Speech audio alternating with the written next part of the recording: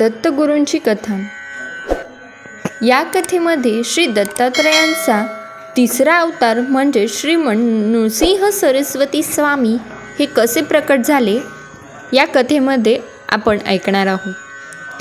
चला तर कथेला सुरुवात करूयात. श्री गणेशाय नमः. अंबिका ही पुढे करंजा नगरात ब्राह्मण पुत्री होऊन जन्मास आली. तिच्या आई वडिलांनी तिचे नाव अंबाभवानी म्हणून ठेवले.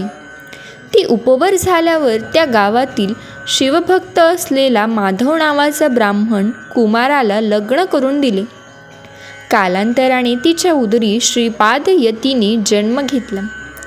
तेव्हा त्यांना नरहरी म्हणून त्यांचे नामकरण केले.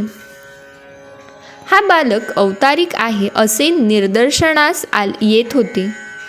आपल्याला दूध येईनासे झाल्यामुळे ती चिंता करू लागली. तेव्हा बालकाने आईच्या स्तनाला हात लावता क्षणी 32 धारांनी दूध वाहू लागले. 7 वर्ष झाली तरी त्याला बोलता आले नाही.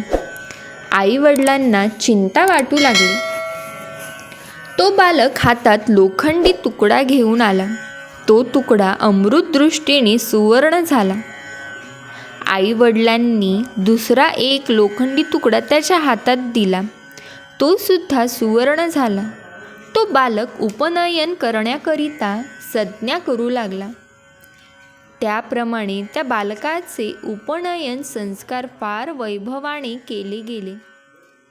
लगेच तो बालक 3 वेद पठण करू लागला.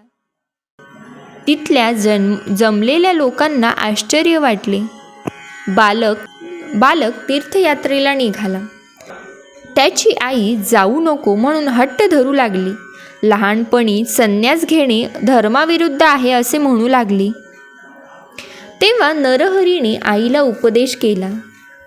तेव्हा श्री अंबाभवानीला श्रीपाद श्रीवल्लभांनी पुन्हा एकदा मूळ स्वरूपात दर्शन देताच तिचा मायामोह दूर झाला व ती समाधानाने पतीसह घरी गेली.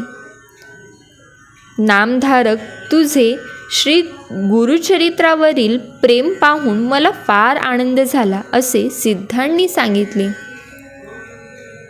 अशी श्री दत्तात्रयांचा तिसरा अवतार श्रीमंत नृसिंह सरस्वती स्वामी कसे प्रकट झाले या कथेमध्ये वर्णन केले. ही कथा इथेच पूर्ण झाली.